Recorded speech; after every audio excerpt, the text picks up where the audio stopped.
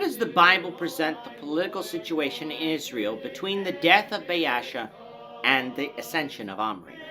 This is the question we seek to answer today as we continue our verse-by-verse study of the book of 1 Kings on walking through the Bible.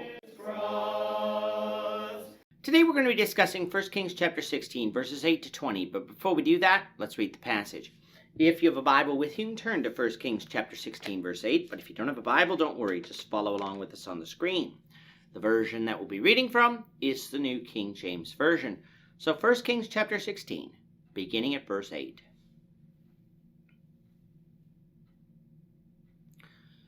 In the 26th year of Asa, king of Judah, Elah the son of Baasha became king over Israel and reigned 2 years in Tirzah. Now his servant Zimri, commander of half his chariots, conspired against him as he was in Tirzah, drinking himself drunk in the house of Arzah, steward of his house in Tirzah. And Zimri went in and struck him and killed him in the 27th year of Asa, king of Judah, and reigned in his place. Then it came to pass, when he began to reign, as soon as he was seated on his throne, that he killed all the household of Baasha. He did not leave him one male, neither of his relatives nor of his friends.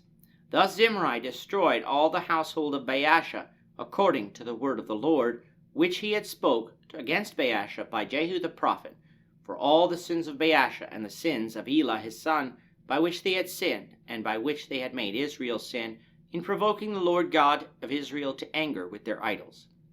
Now the rest of the acts of Elah, and all that he did, are they not written in the books of the Chronicles of the kings of Israel? In the 27th year of Asa, king of Judah, Zimri had reigned in Tirzah 7 days. And the people were encamped against Gibbethon, which belonged to the Philistines. Now the people who were encamped heard it. Said, Zimri has conspired and also has killed the king. So all Israel made Omri, the commander of the army, king over Israel that day in the camp. Then Omri and all Israel went up from Gibbethon, and they besieged Tirzah. And it happened, when Zimri saw that the city was taken, that he went into the citadel of the king's house, and burned the king's house down upon himself with fire, and died, because of the sins which he had committed in doing evil in the sight of the Lord, in walking in the ways of Jeroboam, and in his sin which he had committed to make Israel sin. Now the rest of the acts of Zimri, and the treason that he committed, are they not written in the book of the Chronicles of the kings of Israel? Over the last 2 lessons, we've been discussing the reigns of Nadab and Baasha, the 2 kings of Israel that followed Jeroboam. Both were evil kings in the sight of the Lord, and both would have their houses torn away from them because of their sin. Nadab's house was actually torn away because of the actions of Jeroboam, but Nadab was sinful in his own right, and so the actions against him were justified. Baasha's household would be torn away from him in the days of his son, which is what we have recorded for us in today's reading. We're told that Elah began to reign in the 26th year of Asa, king of Judah, and he reigned 2 years in Tirzah, which seems to at least partially be Israel's capital at this time, along with Shechem. Now it is said that Baasha began to reign in the 3rd year of the reign of Asa, and reigned for 24 years. So this would seem to imply that Elah actually was co-regnant with his father for the last 6 months to a year of his father's reign. Now if this is true, is there any reason we might have for this? Well, recall back to chapter 15, that it was in the 26th year of Asa that Baasha tried to blockade Jerusalem through the building up of Ramah, which ultimately led Asa to enlist the help of Ben-Hadad of Syria to expel Baasha from his territory. Thus Baasha might have made his son king while fighting these battles, for what reason we do not know, perhaps to ensure that the affairs of the kingdom were being met while he fought in these battles, or perhaps to ensure an orderly transition should he die in battle. We just simply don't know the reason. But the scriptures again seem to imply that there was a co-regnancy between Baasha and Elah for a short period of time before the end of Baasha's reign.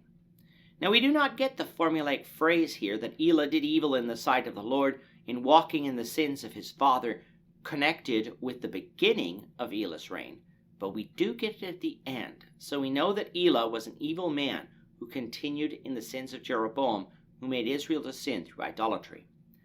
Now recall from the last lesson that Jehu the prophet had foretold that the house of Baasha would fall because of his sins. Well, just like Nadab, who only reigned 2 years in total, Elah only reigned for 2 years as well, for Elah was killed by Zimri, the commander of his chariots, who conspired against him.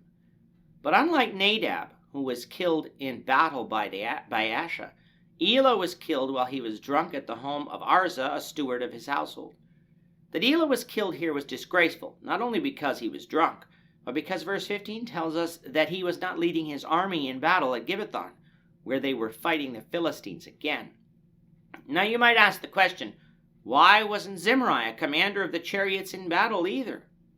Because he sought to overthrow Elah, and this battle presented him with an opportunity to do so, so he took it.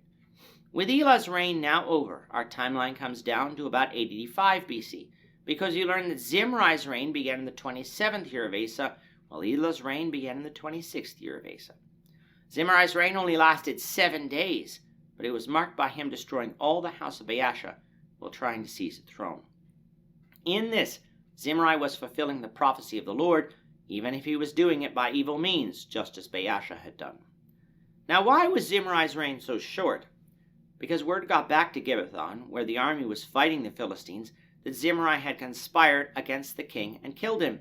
And so all of Israel who were in battle, not wanting Zimri to rule over them, made Omri, the commander of the army, king. And the first order of business was to abandon their fight with the Philistines and march north to Tirzah, where Zimri was, in order to overthrow him. When Zimri saw the army arriving, and knowing that Omri, the commander of the army, would take the city, Zimri decided to kill himself by burning the king's house down with him inside it, rather than being killed at the hands of Omri. Thus ended the 1-week reign of Zimri, and our timeline remains in 885 BC. But even though his reign was so short, it can still be said that Zimri did evil in the sight of the Lord, for he was still an idolater, and made no effort to change that in his short reign. And of course, he did commit treason against King Elah, even if this treason did fulfill prophecy. Now you would expect that since the army of Israel made Omri king, that would settle who would be the next king of Israel. But things will not be so simple, something we'll discuss, the Lord willing, in the next lesson. With that, our time is up for today. The Lord willing, we hope you'll join us for tomorrow's discussion of 1 Kings chapter 16, verses 21 to 28, as we continue our walk through the Bible, one verse at a time. Thank you for watching today's episode.